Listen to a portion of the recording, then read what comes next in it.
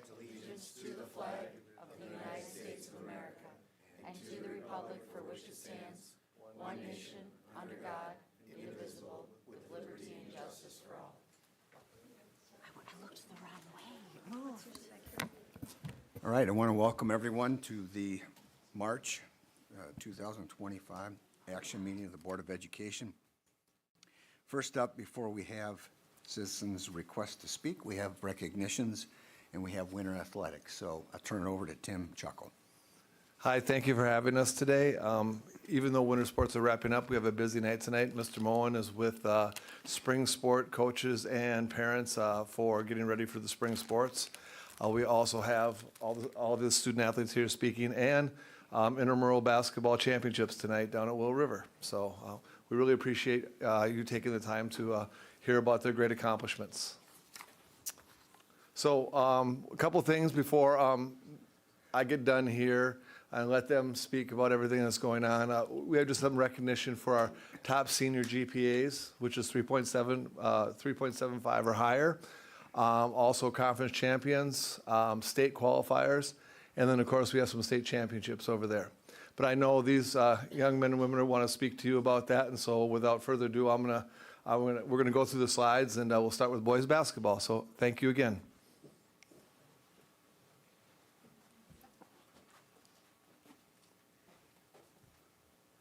Hey guys, thanks for having us. I'm Oscar Grodehouse. Sam Swavely. I'm Tyler Lassard. And I'm Aiden Jameson.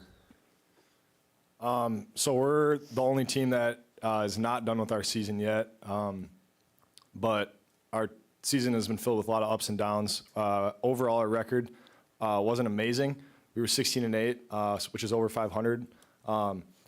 It's definitely something to be proud of, but we're in a very good section, so we didn't get a home game for playoffs coming up.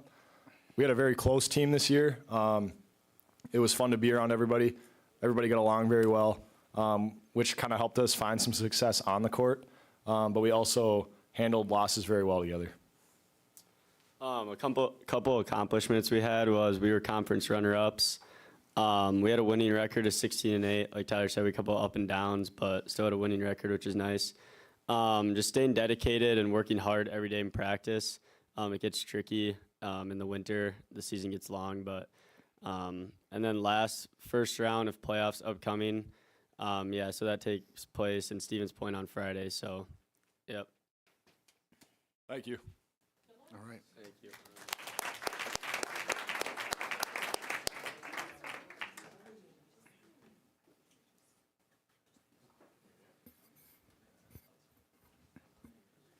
I presume this is girls basketball. Yes. Hi, I'm Ella Wolf. And I'm Maggie McConnell. And so our season was very successful and we had a lot of team growth. We did have like a couple injuries and illnesses over the year, but we stuck together and we played really well against like all competition. Some of our accomplishments, we got second in conference, and then 17-7 was our record for the regular season.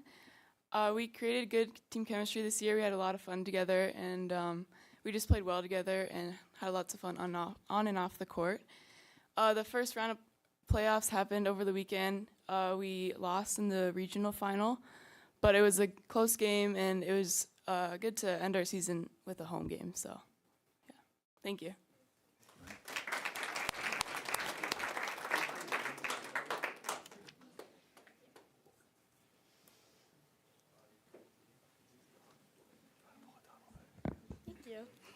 I'm Ashley. I'm Gracelyn. And I'm Chelsea. And our season was very memorable this year as it was filled with a lot of challenges that we grew through as a team, and we were able to overcome them, which led to a lot of success this year for us. Some of our accomplishments at the University of Minnesota competition, we were awarded the Kasner's Kick Duchenne Award for our community service. This was the first year we developed a game day team, and that JV game day team won grand champions at the Stevens Point competition. Our varsity team had an undefeated season throughout all 7 competitions. We are now the 2025 state champions. We have the highest We scored the highest the Hudson Cheer Center has ever scored, and we outscored all co-ed and college teams at state. All right, great job.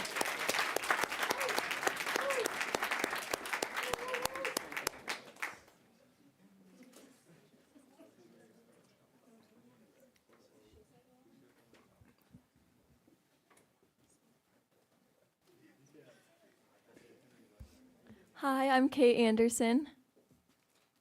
Hi, I'm Lily, and this season was a successful season. We had a team of 15 girls and exceeded our goal of scoring of 136. We scored a 140.55 at sectionals this past weekend, and we placed third. 3 individuals are advancing to state, and we had 4 new members join our team, including 1 exchange student. And our summer camp had over 70 kids this year, so it's like an annual camp we do each year. We had a few different fundraisers like Chipotle and Jonesy's, and we had a successful pink out meet raising over $1,000 for the Rhinos Foundation.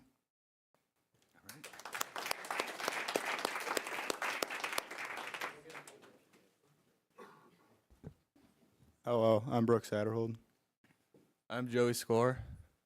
I'm Mike Maurer. Our 2024-25 season was filled with many challenges. Overall, it was a huge season for growth, and in the end, we were 15-8. So, Some of our accomplishments, we had a winning record. We were second in our BRC. Some people got achievements was Henry Steele first team, Mike Maurer, Eric Palm second team, and Brooks Satterhold, Joey Scar, Will Maurer, and Kane Spreiter, and Owen Pressure for honorable mention. We got 4th seed in our section, which was kind of lower than we wanted, but we battled losing 13 seniors from last year, which we did well with. We also did a successful chicken and corn feed over the summer, raising around $15,000. If you've never been, you should go. And then we also had a successful cancer game, raising around $12,000 for Rhinos Foundation. All right, great job.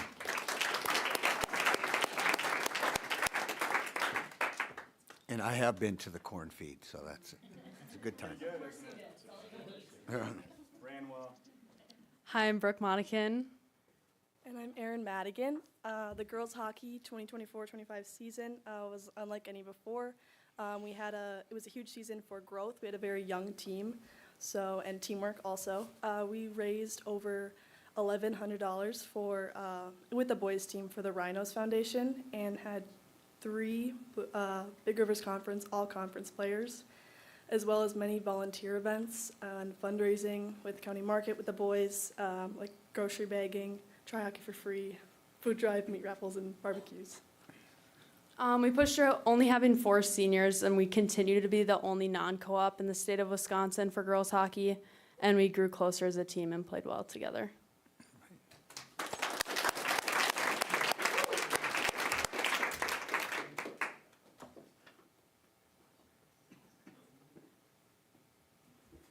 We have another state champion coming to the microphone, right?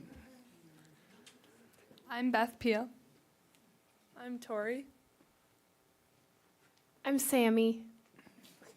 And I'm Lucy. We are 4 out of the 5 senior captains on the Red Airs dance team. This year, our season started out in May, where we started conditioning and working on our technique. Following the spring came summer, where we attended the Just for Kicks Minnesota dance camp in Brainerd, Minnesota. It was there where we actually placed first place for our home routine.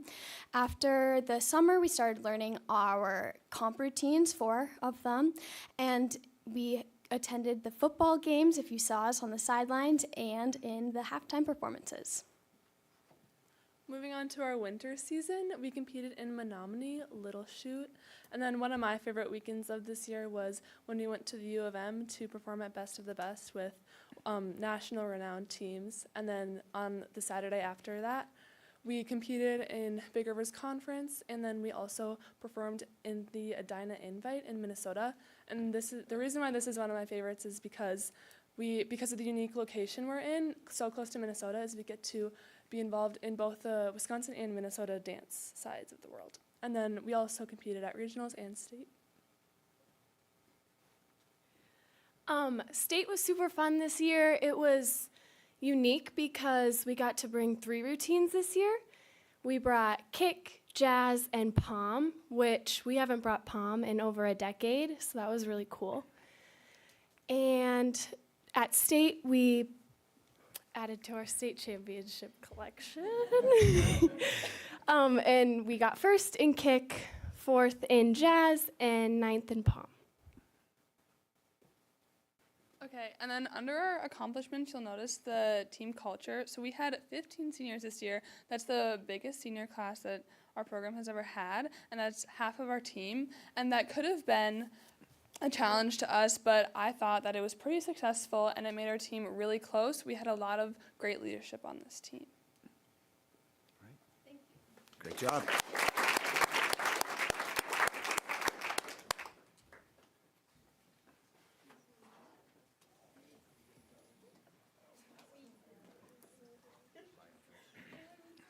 Hi, I'm Isaac McKenzie. And I'm Nate Zimmerman. I'm Brady Wainapa. I'm Tyler Hay. And I'm Ben Weaver. We had a great season. We were undefeated again for the 4th year in a row. We swept conference and sectionals, and we were able to send some people to state. Our graduating class has not lost a single dual meet, conference meet, or sectional meet. Some accomplishments we've had, we were Husky Invite champions, conference and sectional champions. We just started our middle school swim and dive club today, and we had almost 100 kids join. So that's looking good for the next few years. And then this year at state, we were able to have 7 qualifying events, which between 2 relays and 5 individuals. And then Brady here was able to take 4th place in the 100 breaststroke. All right, great job.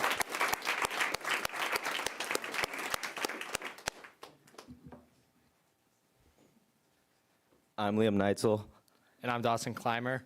2024-25 was another pretty good season for us. Every event, we had the biggest teams and the most fans. We didn't always place the highest, but we were there competing.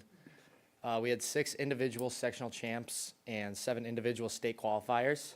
3 place winners being Liam, who got his 3rd state title.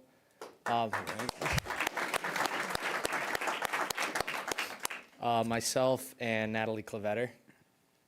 And then Liam Neitzel was a 3-time state champ. Natalie Clavetter became a 4-time state place winner. Liam set the career pin record, career takedown record, and joined the 200 win club.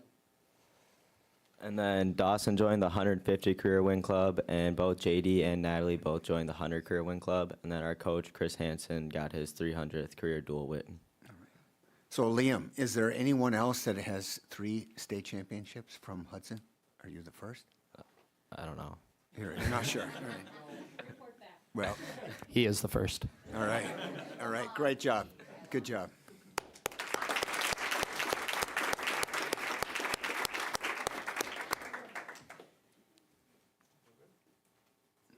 All right. Thank you, all the participants. Great job this year. You did us proud. Thank you. Yeah. He wants to, he has something to tell you, ask him.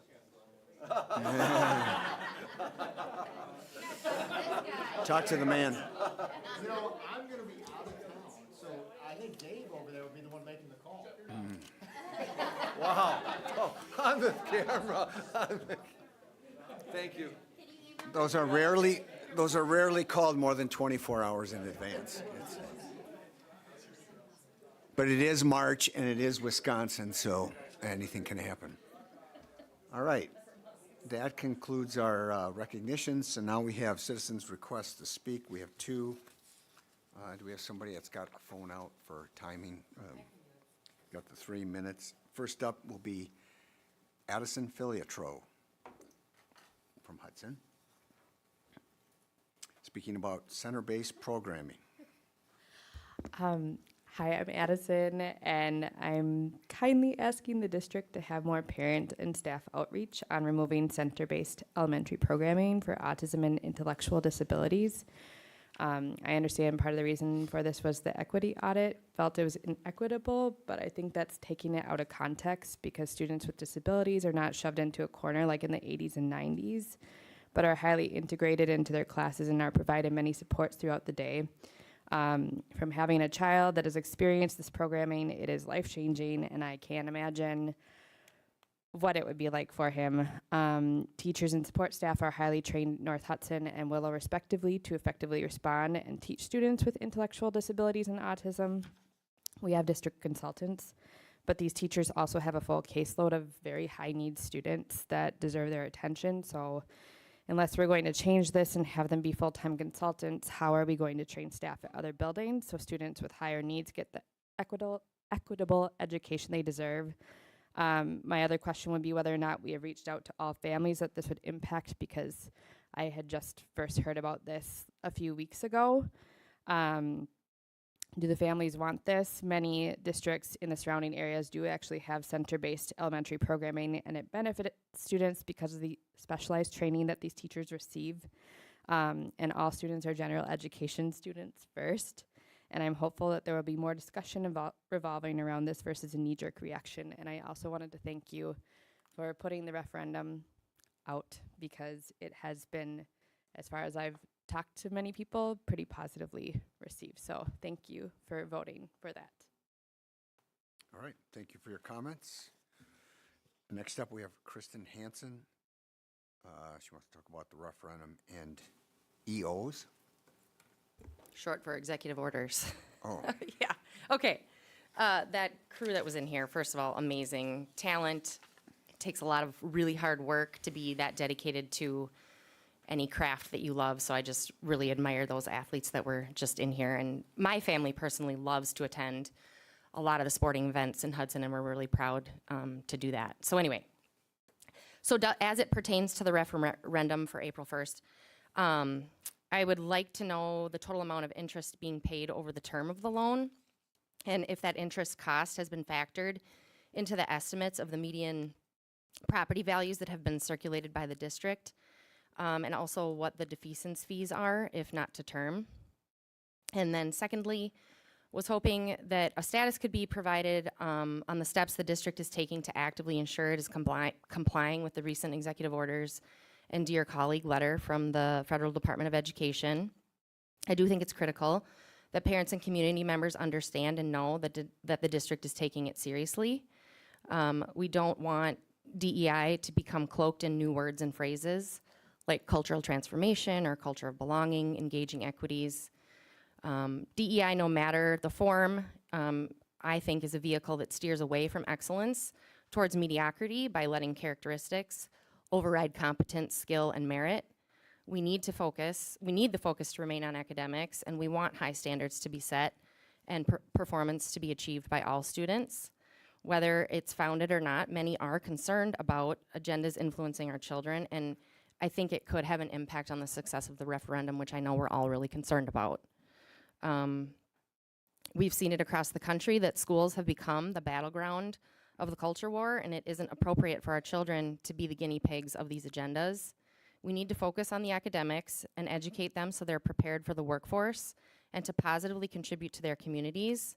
The district is doing a lot of incredible things, and I want those things to continue, not only for the sake of our kids, but for our community, our state, our country, who are the recipients of the product that we develop. Thank you. All right, thank you. All right, I think that concludes the request to speak. And we thank you for your comments. Now, next up we have reports. So first up is elementary media, digital citizenship, and coding. So I'll turn over to Dave. Excellent. Thank you very much, Mr. President. And yep, that's a mouthful. There's a lot in this presentation. So back in the day, we'd refer to media centers as libraries. And the change to the term media center, it's not just semantics, it really is significant. They do a lot more than just circulate books. That is an important part of what they do, but there's a lot more to it. The term digital citizenship, you'll learn a little bit more about tonight. Super important concept. And I'm really gonna overly simplify this, but helping kids understand how to be respectful and safe while using technology. Obviously critically important. And there's a lot more to it. So we're going to bring up the experts. So we have Amanda McCarthy, who leads all things IT in the district, and Sarah Enberg, one of our expert media specialists at the elementary level. Take it away.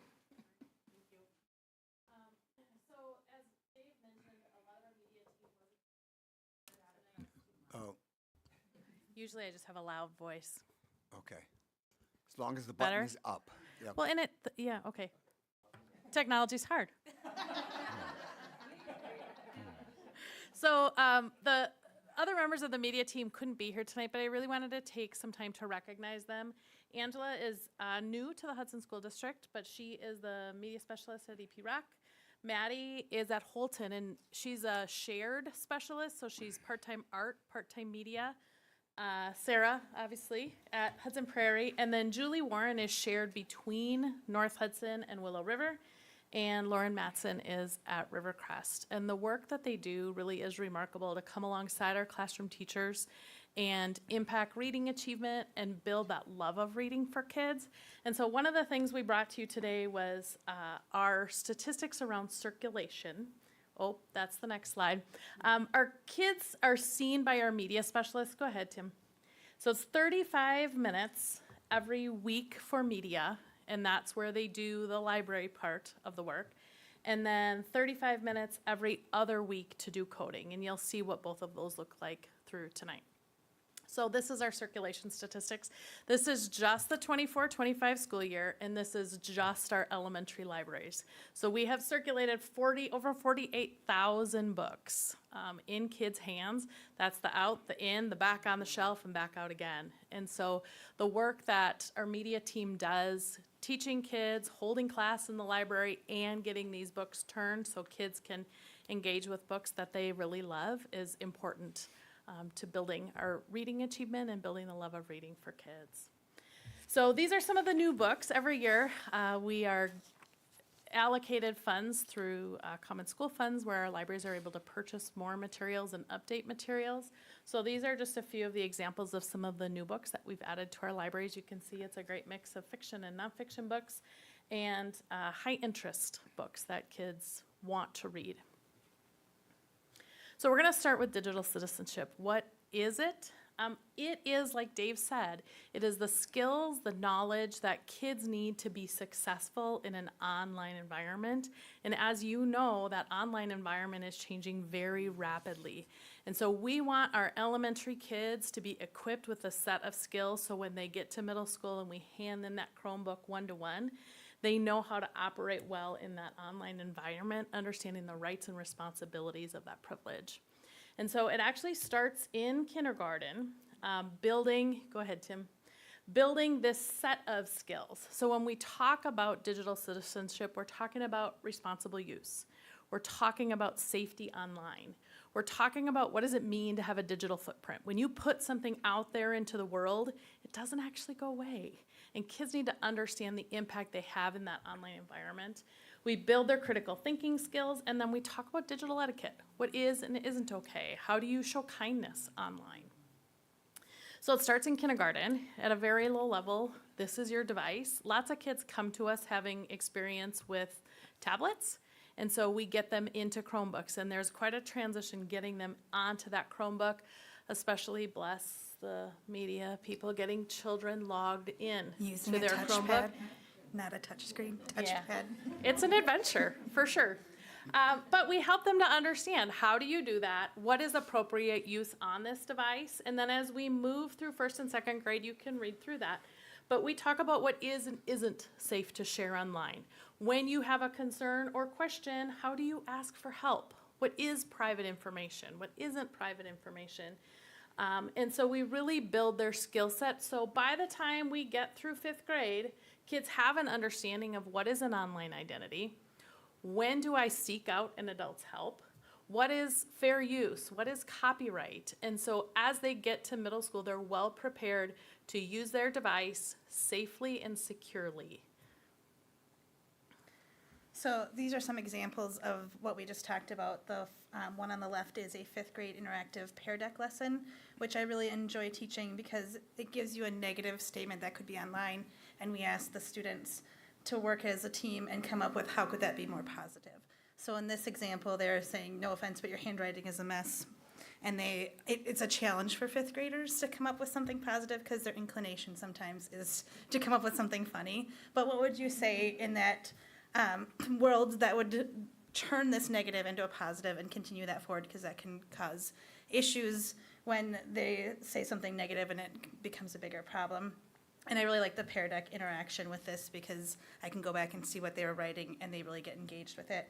And then on the other side, we have a third grade lesson where we're really talking about passwords and building those strong passwords. Like, we give them a password at the elementary level, and we're really talking about, well, what does that consist of and why do we need that? And it kind of leads up from that kindergarten where we're talking about the personal information and how your password kind of protects that. Go into the next slide. So then we go into coding. So our goal is just to develop that problem solving and really explore some of those computational things that we see them every other week. You can go to the next slide. In K1, we use code.org to teach coding, and K1 is kind of more of a shared experience where we're practicing directionals and thinking about moving left, moving right, or moving north, south, east, west, I guess is more kindergarten and first grade. And we do a lot of that together on the board. But I do also give them opportunities where we have some robots and tools that they can use and apply those. And then in second grade is a big shift for them because previously they could move north, south, east, or west on the play field on code.org. But then now they have to turn left or turn right. So really thinking about those kind of skills and putting yourself in a different perspective. And then also moving forward. On the next slide, in third and fourth grade, we start talking more about functions. Where you're building a code and then telling it to run that function, so doing two separate things. And then when we get into fourth and fifth grade, we talk more about conditionals, and then in fifth grade we talk about variables, which is a challenge because now you're taking that math and you're applying that to your coding. And on the next page, I have an example of a student project where they're using variables. And the challenge for them is coming up with the label for their variable because it's asking you to create a game, or sometimes it says, what is your name? And so they put their name in there instead of the variable label would be name. But this student, they were asked to create their own clicker game. And so you can see they made all these sprites on there, and as you click, there's the green things are the functions. So as you go, Tim can play the game back there. And when he clicks on the sprites, things change and they start disappearing. So learning how to code your program to make things happen one at a time, because most of the time when we start that, and then usually it says your score, yes, at the very end. So you can go back to the, so that's all part of that code that they wrote. And last week we had some students with robots, so I have iRobots, and I challenged a student to make a minion out of that, and they had to get their rulers out, and they measured the size they wanted it to be on the white paper, and then they wrote the program to make a shape of a minion, and it was really exciting for me to give them a challenge and see them accomplish that on their own, because a lot of times we just have more guided practice, whereas now they're taking that and running with it, so. That's great. Yes. Any questions? Mr. Board President? members? Yes, Megan. I have a fourth grader, and I just love the mix of what you have going on with media and coding. I love that they're still going into the library and checking out books and learning how my kid's a book hound. So, that's fantastic. But she talks regularly about how coding is one of her favorite things. And it's, there's some complex stuff going on early. I would have a very hard time doing it myself. Over the last few years, the fifth grade curriculum has really changed, adding the variables. But I feel like our students have been more prepared because we've been doing this since kindergarten. So by the time they get to fifth grade, they are ready for some of those challenges. We're talking too about connecting our elementary kids with our high school kids. So we have kids at the high school that are programming drones using coding. And so for our elementary kids to see some of these real life applications, it's not just clicking pigs. There are real life applications and jobs that people are doing when they're able to code. And so we think that's important. And we do a big hour of code thing it's an international thing in December. and really talking about, think about all those things in your life that are AI controlled, coding controlled, that you don't even think, like your smart speakers and your thermostats and all those things, so they can really start thinking about where this could take them. Any other questions? I would just say that some board members, Kate, me, that extra step of authentication, I mean, you had lost me at login, so I know Tim will roll his eyes, but I'm on today, but it's been a struggle. Well, for our littles, we have a scan card. Oh. So Ooh. if you need Maybe the board scan members could card- get those. Yeah, we can have that conversation. for And sure. Swedish fish as a prompt would be Yes. nice. So, thank you. Can I, Mr. President, can I Yes. ask a quick question about the copyright piece? How do you teach that to the age group that you are teaching to? Typically, we talk more about the copyright fair use in like 5th grade, but in 3rd grade, I start teaching them, like, we've been researching like their favorite animal. So we've been talking about the websites now, you can just copy and paste that MLA format right into whatever note-taking document we're doing. So we're really kind of introducing it there. And then we use Brain Pop as one of our resources, and they really talk about, what is the law. It doesn't necessarily go into specifics, but how you can use it as a student, 30 seconds of a song, images and text, as long as you cite your source. So we talk a little bit about plagiarism, and so that they're prepared when they go to middle school, that you're going to have some of these things on your research that you're doing. Mr. President, one more Yes. quick question. Yeah. How do you communicate this with the parents? Because, I mean, obviously Megan's a parent, so she can, talk about how that's impacted her and her family, but, I mean, this is many years ago for when I had an elementary student, so I would think the parents are really curious on this process and where things are going. So elementary media and coding is actually something that's reported on the report card. And so there's information that'll go home as part of that. Yeah, typically along with the report card, there's the statements about what they're kind of learning, but yeah, trying to share it out on social media stuff and sharing it with Tracy too. Yeah, and I think it depends on the school. Sometimes there's media stuff that's highlighted in the newsletter that goes out from the building, but it just kind of depends on what's happening in the building and gets highlighted at the time. Great work, exciting stuff. All right, great job. Thank you for your report. Next up, actually 3 reports from Nick. We'll start with construction update. Nick? All right. I'll be kind of quick on this, considering you just had an update a week ago with our board work session. We're so closely tied. As you can kind of work your way through, North Hudson is continuing to move along. Gym floor has been poured if you keep sliding down. So that space is going to turn out to be a nice space. They're currently working on filling in that wall on the end there. You can kind of see what it looks like on the outside. So they'll get it filled in now that the floor is poured. Start to see some of the classrooms that are getting ready to be turned over in phase 2 at North Hudson. Ceilings are quite a bit lower than in phase 1. You can see how the projectors are basically at the top. This next classroom, this is a special education space. This has full spectrum LED lighting, so you can kind of see how they're able to turn the lights to different colors, so you don't see those covers over the lights anymore like you used to probably see. They're fire hazard, and it's a problem. And so depending on certain children need certain color lights, helps them calm some other issues. Certain special education rooms have these. We've had them at the high school for a while and in some of the middle school rooms as well. Keep going down, you can see them pouring the middle school North Hudson gym floor and that process. If you keep working your way through, EP Rock has started phase 2 at EP Rock. We've started the demolition of the classrooms. You can see they're kind of drab when you take all the lights and ceilings out of them. One of the challenges we've run into is the walls between the classrooms don't go all the way up to the bottom of the deck, which creates sound issues. The reason they didn't have sound issues before is because they had 3 layers of ceilings up there.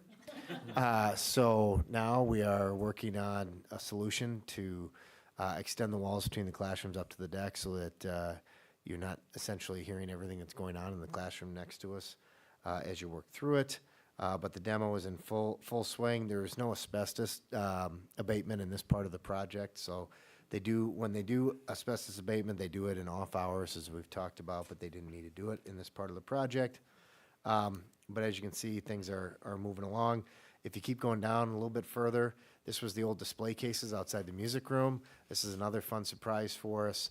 Take the display cases out, but as you can see, instead of them using the same type of glazed block everywhere, when they built the building, they only put it in places you could see at the time. And so it prevents us from having, getting to raise the ceilings much in the hallways, but also as we go to rebuild these display cases, that old clay block kind of crumbles. It doesn't hold up like a regular CMU block. So we're working through some solutions and options there with Mark and Johnson. They've been great through that process. You can start to see this is just an exit out of the building with some temporary walls as we kind of work our way through. EP Rock Elementary School, start to see more pictures of bathrooms. So the bathrooms that did just open up. Then we get into the middle school. They've moved upstairs. Again, they've gotten the carpet out of those spaces, and they're got the lockers out of those spaces. Ceiling tiles, and getting ready to get the carpet out of the classrooms, and getting some of that stuff done. So those spaces should turn out quite nice. They do look pretty drab when you take the lighting out and just have them in demo progress. So middle school is moving. All of the projects are moving on time right now. There's different challenges. Obviously, EP Rock and North Hudson, parts of the building are shut off, and so it means you have to go around other areas to get around them. But the staff has done a really nice job in dealing with that. North Hudson's moving in, I think, was it Wednesday, Bonnie? Is that right? Into phase 2 sets of classrooms. And then starting next week, they will move in, they'll start demoing phase 3. The middle school in Hudson Prairie is actually going to be without power and without water for 2 days next week, but it's spring break, so we knew that. They have to do a switchover, new electrical panel switchover, and when the building was built, they didn't put many shutoffs in for the domestic water. So anytime you want to do work in the bathrooms, you have to shut the whole building down, which is a real challenge. And so they're going to take advantage of those 2 days and put in some additional shutoffs so that as we have additional work that's done in those in the building, we're able to isolate those bathrooms so the whole building doesn't have to go without water when we have issues. And so the pool shuts down, I think, April 1st, and it'll be shut down for 2 months. It is getting new ventilation equipment in there, along with destratification fans and things along those lines, and new heating units for both the water and the air in there. And so it takes about 2 months. Some people say, why does it take so long? It takes us a few days just to drain the pool because we can't just, the city doesn't want us to dump it just down the sewer. So we actually dump it. It gets pumped outside into the creek behind the building, but we can't pump it out there until after we've neutralized the chlorine in the water, so that we don't have big fish kills or anything like that. So all the water has to be neutralized, and then it gets pumped out. And then, when it's all said and done, it takes us about 3 or 4 days to fill it back up. And then it takes, after it's filled up with about 38-degree water, it takes us about 4 or 5 days to heat it up to where you're not going to be having hypothermia by jumping in it. So, just to empty it and to refill it and to heat it up takes like 2.5 of the 8 weeks it's out of service. And so then they will work to get all the other work done. There's some tile repairs that have to happen and some different things. And then they have to build some scaffolding in the pool, which is not a flat bottom. If you've been in the pool, it kind of slants. So it creates some challenges so they can put in the destratification fans and some of the other ductwork and things like that. So that's where we're at with construction. We're going to continue to kind of push through. As challenges come up, we'll keep you abreast of the situation, but Any questions on the construction we're working. report? Go ahead. Just a quick one. Did we have any events planned, or meets planned, I should say, at the pool that we had to reschedule or try to relocate space for? Bonnie, I don't, We talked to them, I think last fall, so they knew that this was coming. So I think it's been pretty good that they knew to go elsewhere. so we waited till the high school season was over, and then, it does, our biggest renter is Mako. They basically it's our own, they rent her in the pool, so, they know they had to go elsewhere, get other pool time, so. Bob? Mr. President, so, Nick, as far as EP Rock, is that that fix for the walls not going all the way up to the ceiling? I mean, for me, you pop ceiling tiles here, you're gonna see all the way to ceiling, you're gonna see fire caulk with every hole that goes through from room to room. So is that a code violation? Is that gonna be an expensive fix, or? It's not, so it's gonna be, it's a sprinklered building, so we won't have, some of those issues. So part of the renovation is sprinkling the whole building. No, it's more of a sound, it's gonna be a sound issue now.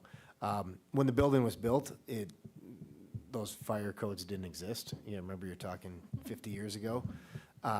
And so, yeah, so I mean, I think what the plan is between rooms is they'll be building metal studded walls, drywall, they'll put insulation in those walls, and then another set of drywall in order to try to get the sound from transferring through.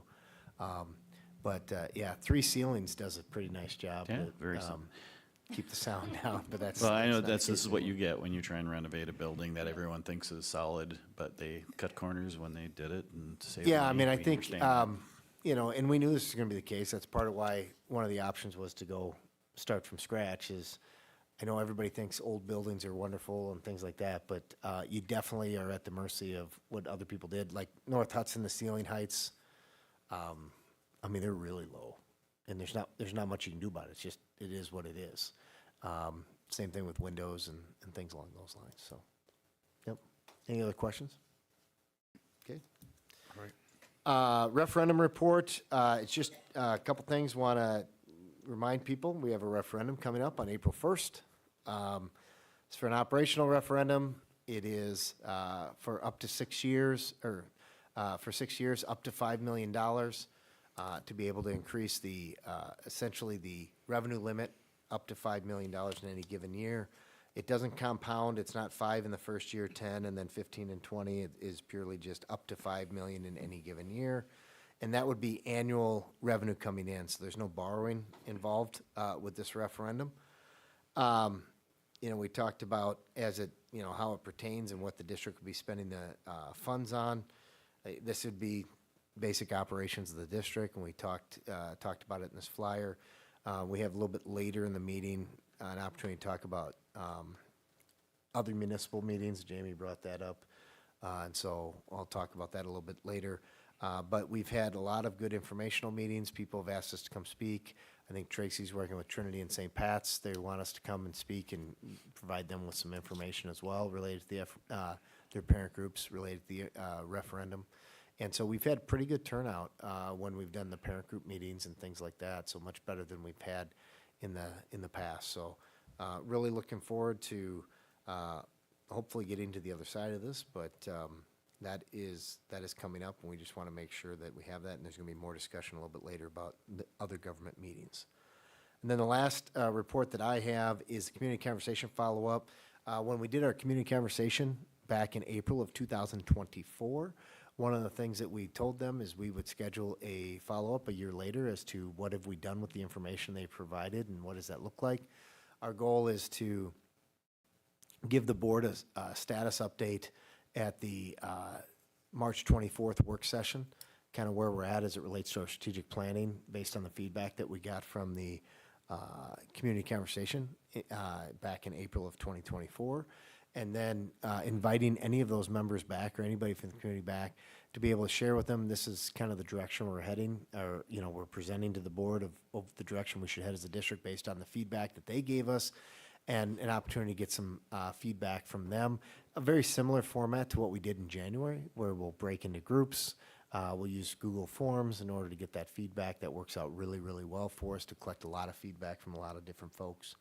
As we start to look at prioritizing the different things on our strategic plan and what things need to happen sooner rather than later. So just wanted to put that plug out there.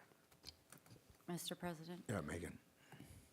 Nick, I totally remember, but just in case others are wondering, where is it at and what time for this? Tracy?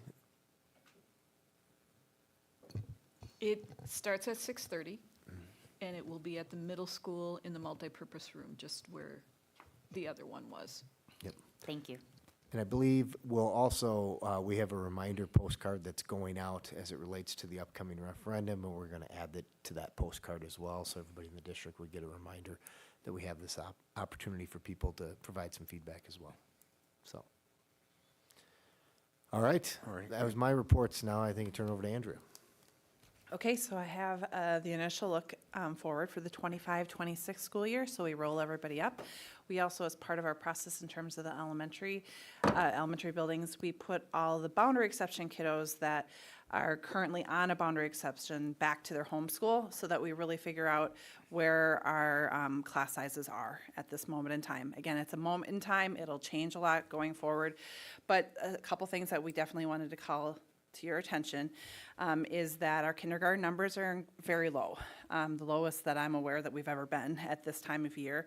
Typically, we're much more frequently in the 280s. We're at 243, so this is quite a bit lower than what we expected based on 4K enrollment this current year, and then again, based on our practice or our precedent up to this point. So there is quite a bit of green in terms of being under class size guidelines for K. I know principals are working really hard to verify these numbers.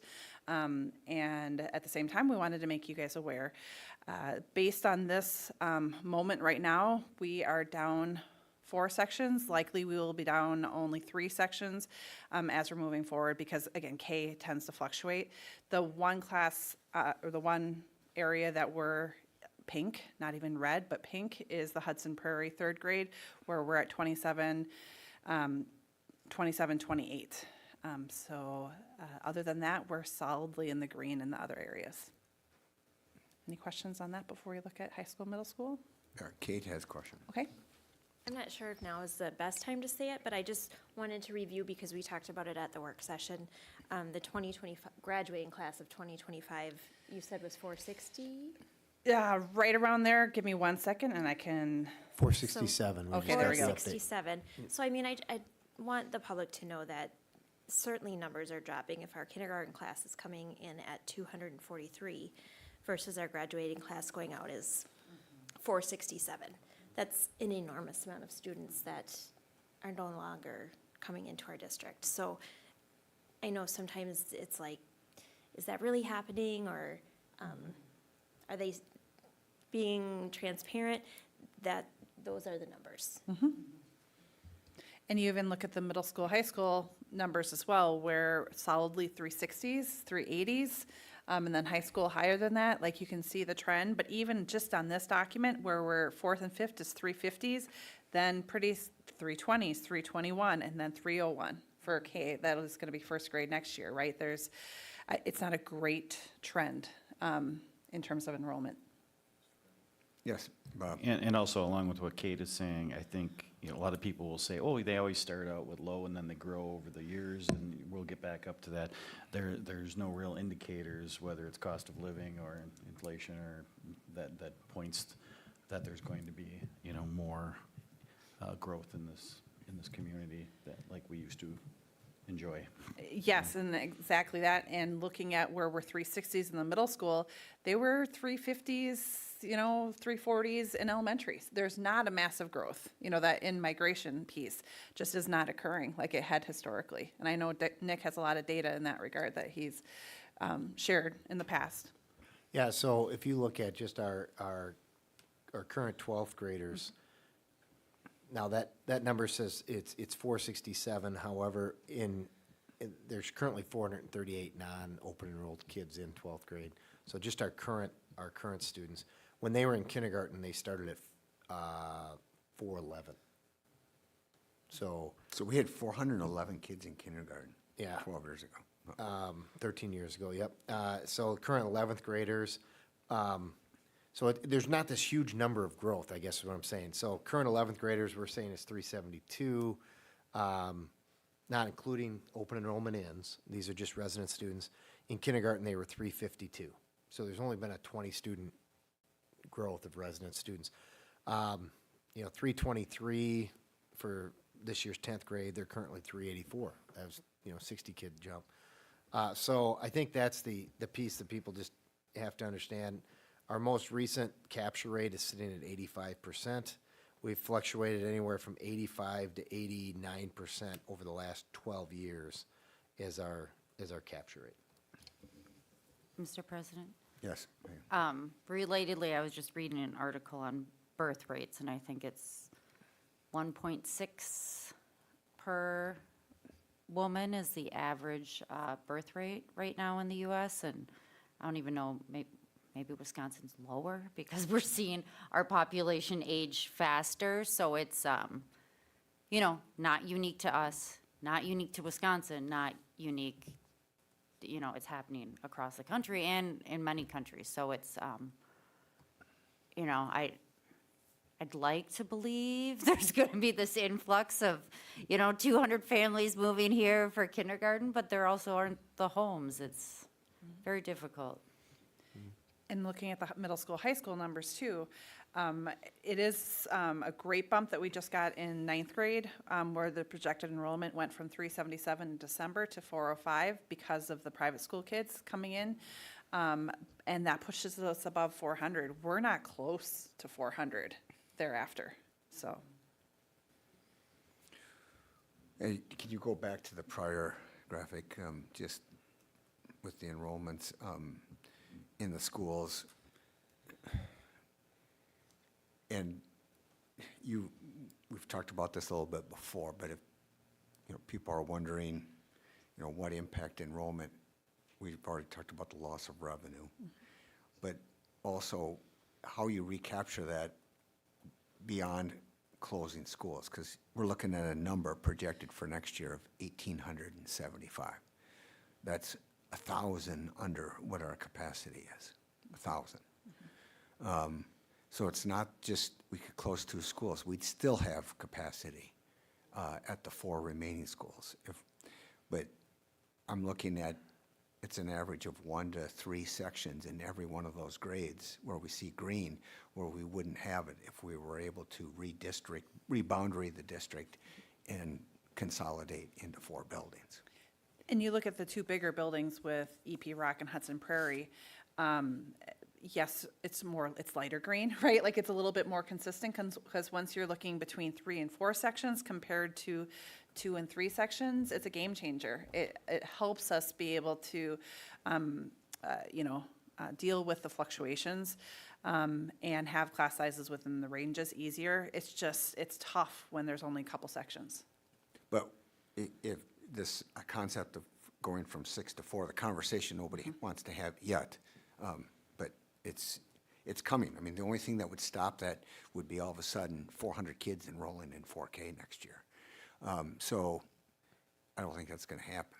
And if you've got EP Rock, Willow, and Rivercrest, it's 4-section buildings. North Hudson would be a 3-section then, correct?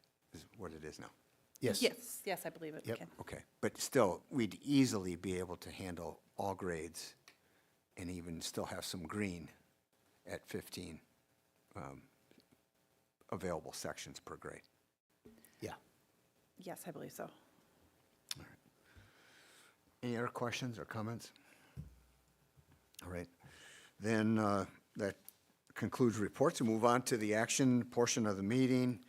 First up is consent agenda items, and I would ask that we have a motion consistent with the expenditures that's on the board now. Mr. President, Yes, Molly.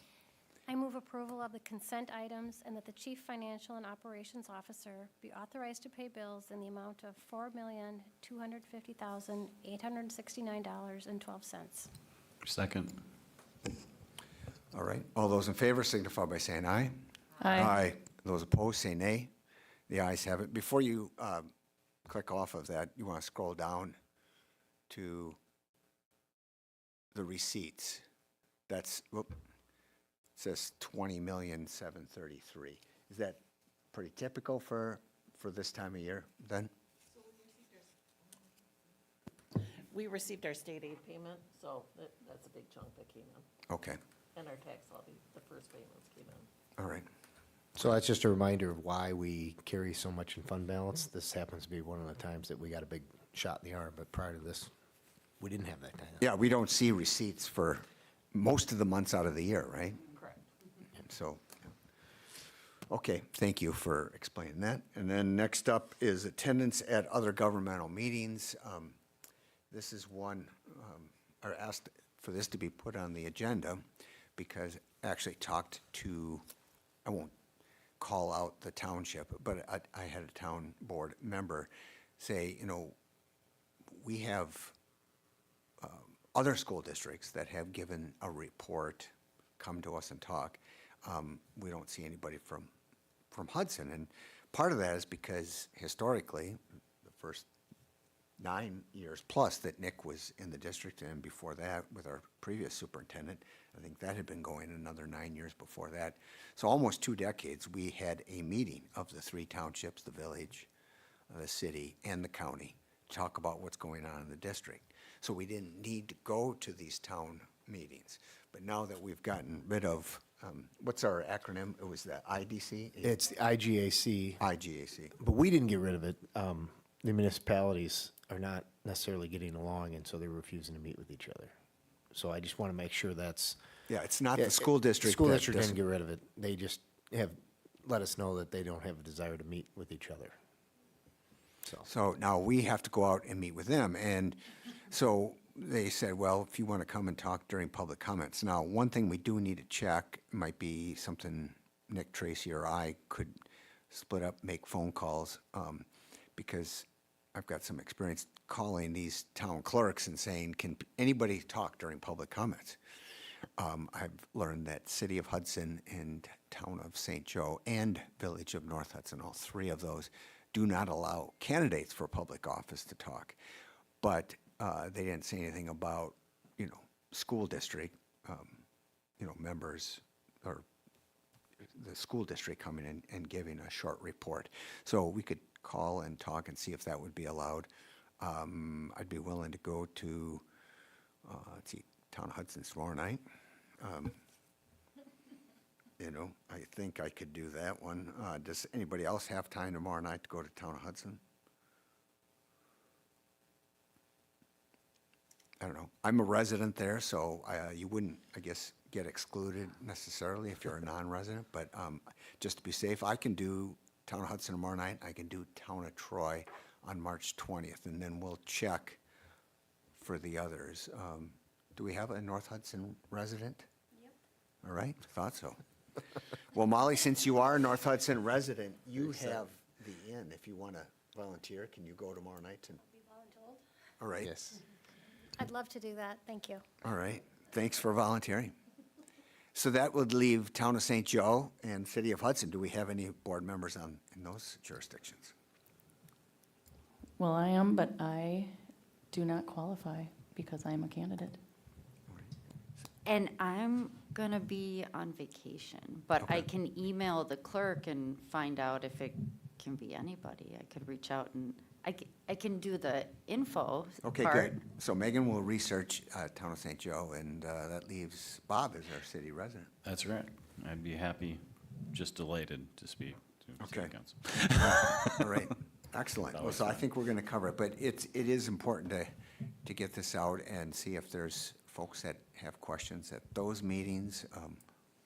But it's all part of our effort to make sure that people are aware of all the things that are on the ballot, including this. And again, we're just encouraging folks to be aware, be knowledgeable, and vote.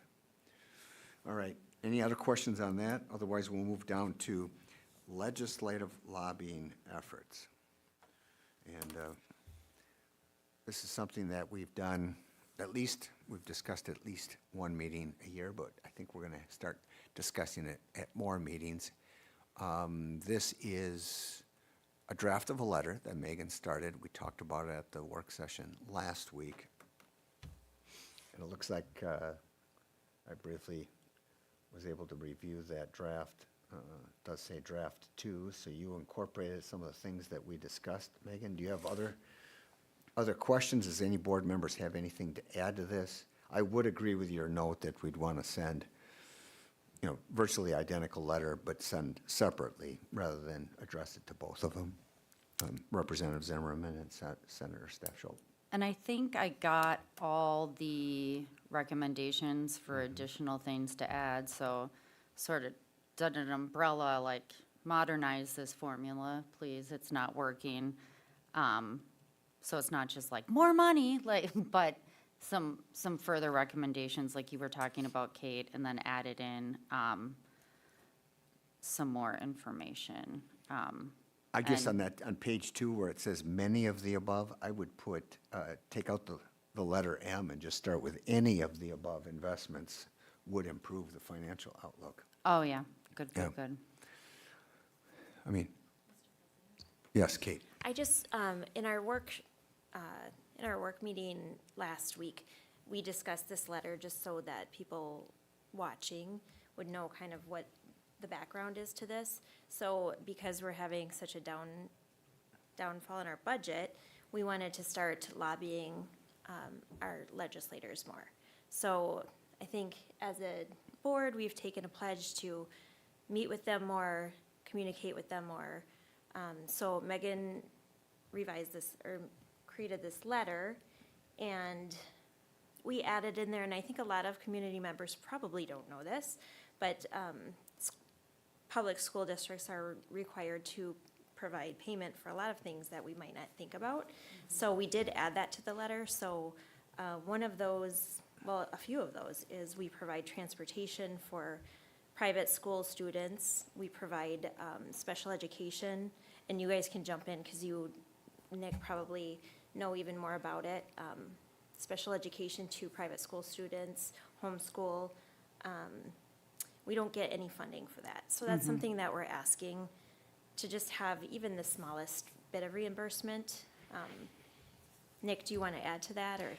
Yeah, I think that's, those are big pieces that I think a lot of people don't realize, that we do provide that transportation piece and busing for our private schools at our cost, and they don't pay for that, along with reading services and special education services and things along those lines, speech services. I mean, we're providing a variety of services, and we're happy to do so. It's not that we don't want to serve all kids.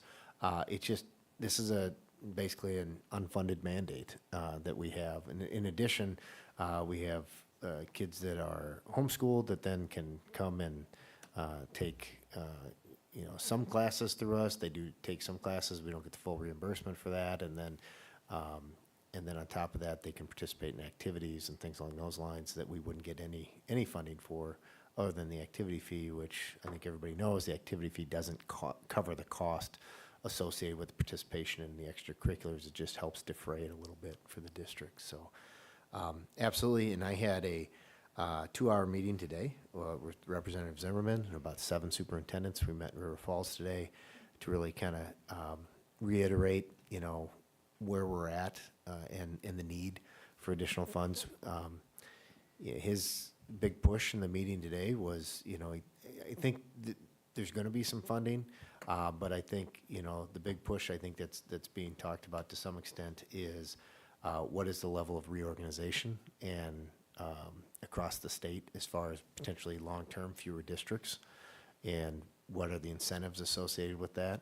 And then the other thing is, we talked about becoming more efficient. And, I talked about when you have to close buildings, that's not a pleasant conversation to have in your district, but sometimes a necessary conversation to have in order to become more efficient. And so he did appreciate that. But I think it was he did a nice job. It was well received. The superintendents enjoyed it. But with him sitting on joint finance, along with Senator Stafschulte sitting on joint finance, those are 2 big positions for us to continue to try to lobby.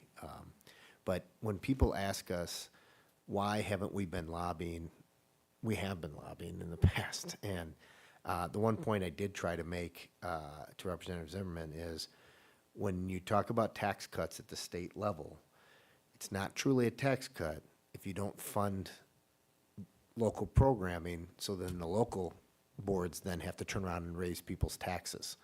All it is a shift of taxing responsibility from the state level to the local level. And so I think people are starting to understand that more and more now, that down in Madison, they can talk about tax cuts, but it's not truly a tax cut if all of a sudden cities, counties, school districts have to raise property taxes because they're not getting funded adequately to meet inflationary needs. So it was a good conversation. Mr. President? Yes, Megan. I just also wanted to note that I think 5 of us are going down to Madison next week for the Wisconsin Association of School Board Lobby Day to meet with our representative and senator. So, you know, we're doing what we can. Yeah, and I think it might be 4.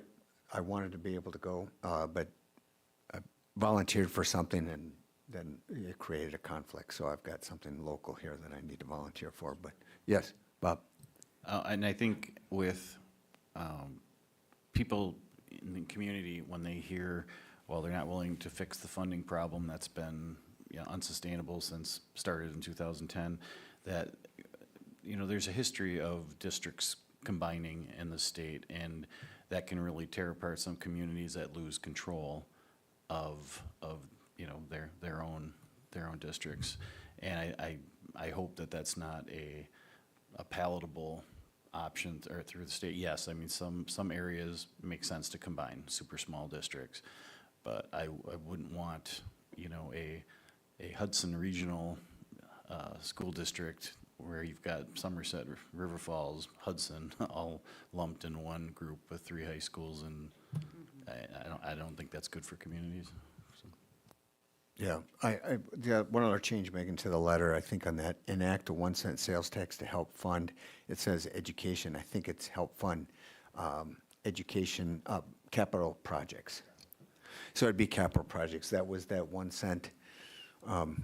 And this is something that they've done in Iowa, and that Democrat and Republican legislators and Republican and Democrat governors have annually renewed or biannually renewed, whatever, because it is so successful in being able to, you know, to allow districts that have aging buildings like Hudson to be able to fund those projects without having to go to referendum. I'm all for local control, but what happened at the state level with the funding being untied or unconnected, if you will, with inflation, is that it just basically, it did shift, like Nick said, shifted from state aid to local property taxes, and which puts an extreme amount of pressure on our older citizens and limited income folks. And so we talk about unfunded mandates that Kate brought up. It's also, that includes underfunded mandates like special ed. Yep. It's a prime example, which is funded at, what, 33% now. It's still by far it's very expensive when a lot of the students have one-on-one paras and so forth to fund that. So if any one combination of a couple of these were passed, we wouldn't need to be going to referendum. So the folks that say, why aren't you more proactive with this whole situation? We have been proactive. We started going to the public 2 years ago with referendum.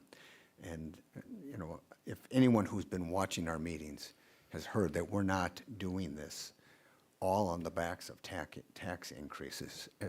It's just that we can't do it all on the backs of students either, with total cuts that are going to end up increasing class sizes or reducing teacher salaries, which makes us less competitive and starts us on a downward spiral of having quality staff. So it's got to be done with a combination of cuts and revenue increases. And you know, I think Representative Zimmerman has been here, what, at least 2, if not 3 of the last 4 years or so that he's come. We've invited him. We've invited Senator Stechel. Hopefully both of them come this year. And we're asking them to come, what, at the March work session? Either March work session or one of the April meetings. Yep. All right, great. Mr. President? Yes. And this was maybe me thinking outside the box policy-wise, but, you know, I thought the SAVE program could be improved by not limiting it to capital projects. But, you know, that was just, but I would take it. So that's why I hadn't written that, but I'm not opposed. But I thought, boy, wouldn't it just be nice if the schools just got those funds to do what they needed to with it? You know, if special ed isn't gonna be 100% funded, but if we could get it for capital, I'd take that. Right. Well, and they really wouldn't even need to raise other taxes if they would just try to work, you know, with the governor, trying to work with the legislature and spend what's already been taxed, because they've been having these budget surpluses, and if they just spent it on education, we wouldn't have to be going to referendum to the folks to raise their property taxes. All right. So speaking of budgeting, Nick, and that's our next up is the budgeting discussion for 25-26. All right. So we went through this at the work session pretty extensively. So just to kind of recover, the board kind of charged us with trying to find anywhere from $1 to $1.5 million worth of savings going into next year. And so as you can see, I'm not going to run through each of these individually like we did during the work session, but essentially looking at reductions in positions totaling somewhere around $1 million. And then we had savings as it relates to retiring employees and replacing with new hires, so they wouldn't be reducing positions, but it would be less expensive hires as they come in. And then you have a savings of about $270,000 in what was our original budget allocation, our budget projection, with CPI coming in at 2.95 as opposed to the 3.5 we had built into the budget assumptions. As you go down at the bottom, and Bonnie can answer more questions about the any of the kind of assumptions that are made, but essentially we were looking at about a $2.6+ million deficit going into next year. We've gotten that down to about a 1.4 million. And you say, well, I don't understand. You've cut 1.7 out of there. Why is it only 1.4? Part of it is we had to raise some of the assumptions. We had to, our health insurance is not going as well this year as we were kind of originally hoping.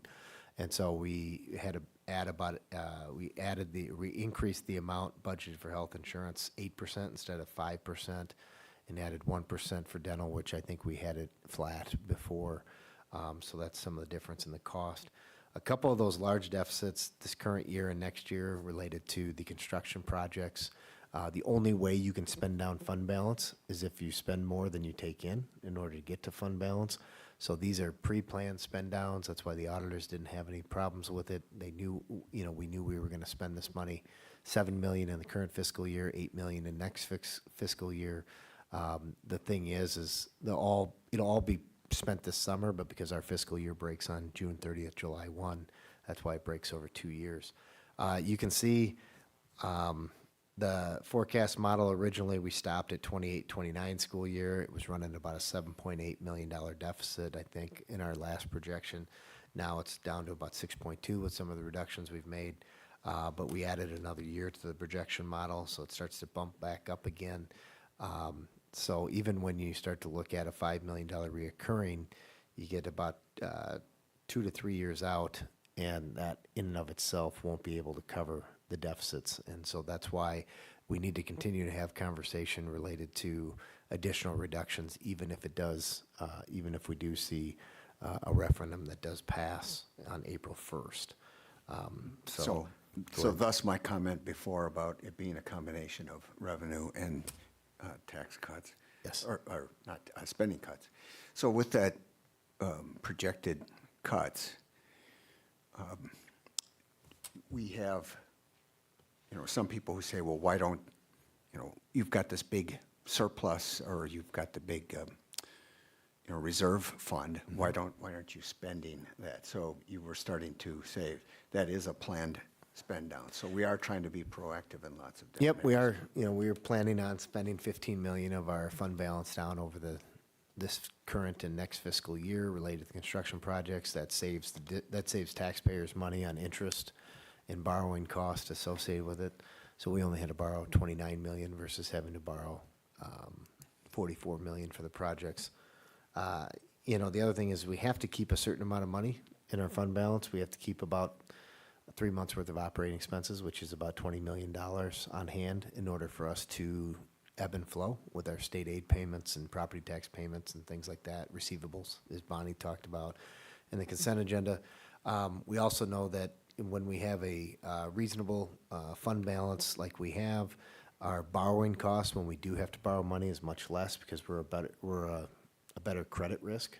And so that saves the taxpayer as well because we're borrowing at a lesser interest rate. But just want to reiterate, the current referendum does not have any debt associated with it. The current referendum is only, it's an operational referendum, so there aren't any interest cost. I know that one of the speakers had asked about that. I was just going to ask about that, and you covered it now. So there isn't any interest rate per se with this referendum, but if people are looking at, we have spent down some debt. And that's another one of the proactive pieces to all of this was spending down. And so where does that leave us with average interest rates on the remaining debt from either the high school or our current projects?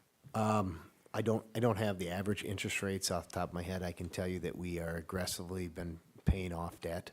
Part of the reason we're able to only have about a 4-cent mill rate impact on the operational referendum is because we've been aggressively paying down debt, so we'd be able to back off on that debt payment as we feathered in the operational levy.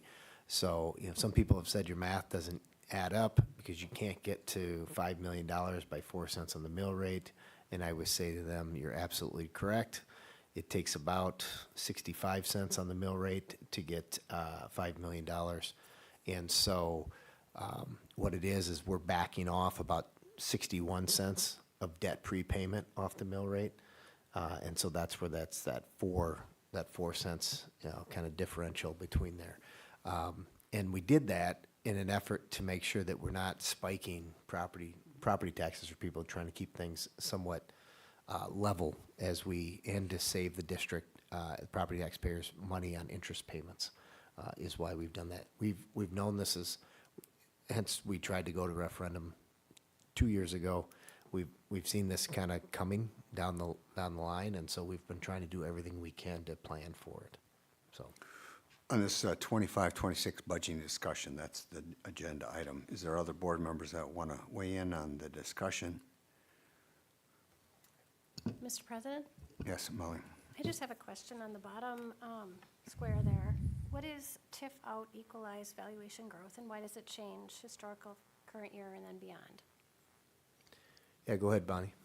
Sure. So the TIF equalized value is what the Department of Revenue assesses as your property value. And they used equalized value because then it makes it equal throughout the state versus having assessed value, which changes by municipalities. So if you look at historical, that was the actual in 23-24 was a 10.07 increase. This year, it was 7.07 increase. And when we met with Baird, we kind of asked what we should project, and they suggested the 5%. So in our, I don't know if Tim has it, but in our annual meeting packet, there is a whole, like, historical column of all of that. But that's again Baird trying to be conservative. Correct. Yep.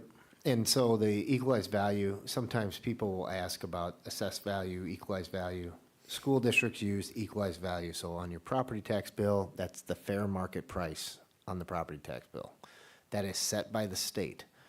The assessed value is set when the city or township or village decides how they're going to split up their overall tax collection. And so sometimes people will say, well, you said the mill rate stayed the same, but I live in the town of X and my taxes went up quite a bit for the school. Well, part of it is because the value of people's property based on what the state said their value was went up, and then potentially what their assessed value, what their township or their village decided to do went up also, things that we don't have any control over. But the reason we used equalized value, as Bonnie said, is municipalities are supposed to, I think by law, keep the assessed value within 10 to 15% of the equalized value. They don't always do that because there's a cost associated with reassessing the municipality. And so sometimes, like the town of Hudson, I think it was a year ago, they did a reassessment because they hadn't done it in a long time. And people's assessed values, the average went up 51%. That doesn't mean the value of their house went up 51%. It meant the assessed value went up and actually got it closer to what the equalized value is. So that's why the state makes us, because we're a taxing entity that taxes across multiple jurisdictions. So us, the county, and the community or technical colleges all use equalized value. The other municipalities only use the assessed values. And then the other thing that I failed to mention from the work session was that the consensus of the board is that this 1.7 million, that's a good start, but and just put a pause on consideration of further cuts until we know what's going to happen on April 1st. Because obviously if the referendum doesn't pass on April 1st, we're going to have to look at either other cuts or other deficit spending possibly. And but there will be all the different potential options that were discussed at the community conversation, probably as early as the April work session will be discussed again, depending again on the outcome of April 1st. With these projections, there's an assumption of a 50 student decrease in enrollment per year, but it sounds like it could be, just looking at the seniors to the kindergarten class, like 200. Hopefully that lowers. I mean, I understand. Projections are projections. You have to pick something for all these variables for it to work, but Yeah, there's a couple of things. So in the revenue limit calculation, there is a declining enrollment exemption. So it's not just like a slash, it rolls off. It's also based on 3 years. So to try to calculate all that, I mean, we're gonna have a couple of years of the declining enrollment exemption to feather it off, but it's coming if that happens. The one thing I would say, from the kindergarten to the graduating class, we do pick up probably about 20 or 30 kids at that 8th grade. So, I mean, it's still bad, but there is a little bump that we grab from those schools at that 8th grade that you could add to that for the high school number. Yeah, or 6th, yeah. Yeah, I think in one of the things also, our current kindergarten numbers are basically, they're kind of pure numbers. They're primarily our students, not a whole lot of open enrollment in our kindergarten numbers, whereas our senior numbers have the culmination of years of different kids open enrolling in. And so there's 30 students, as I talked about earlier, there's 30 students in their senior class currently that are open enrolled in that aren't that are part of that number. So then when you add that to the 20, 30, 40 kids from Trinity St. Pat's we typically pick up in middle school, the deficit's probably more like 100, maybe 120. But yeah, it could definitely be worse than the 50. All right, any other comments? But if we start increasing class sizes, that could also impact families in other districts deciding to open enroll into ours. Yep. All right, anything else? All right, then we move on to a couple votes we need, and that is second reading of Board Policy 100 Series updates. Andrea. Yes, as presented and approved at the last board meeting, it's just the second reading of that update. And I don't recall there being any suggested changes in the first reading. No, I did not have any. Administration's recommendation is to approve second reading. Is there a motion? So moved. All right, a second? Second. All right, second by Molly. Any further discussion? Hearing none, all those in favor of approving the second reading of Board Policy 100 Series updates signify by saying aye. Aye. Those opposed say nay. The ayes have it. Second, we have the second reading of teaching and learning policies, Dave. And I did see that a couple of the documents had changes, it said, from the last time I reviewed it. So There was a slight adjustment. There was a typo on some of the grade point average issues. The other two, no changes, but weighted grades, slight adjustment because there was a typo in there. But other than that, as presented before, we have the two that are required by law and one that was designed to maximize benefit for our high school students. is there a motion to approve? Mr. President? Yes. Just one notation. I had talked to Dr. Olet about this today because I had a question from a parent about the weighted grades, that does go into effect this year Yep. for those current juniors who are needing those GPAs. Be all current students. Yes, yeah, but the ones who are applying to college matters. Move to approve the policies as recommended. Second? All right. Motion by Lynn, second by Kate. Any further discussion? Hearing none, all those in favor signify by saying aye. Aye. Those opposed say nay. The ayes have it, and the second reading of those teaching and learning policies are approved. I entertain a motion to adjourn. So moved. All right. Kate's in with another second on that motion. All those in favor signify by saying aye. Aye. Those opposed say nay. The ayes have it. We're adjourned at 7:25.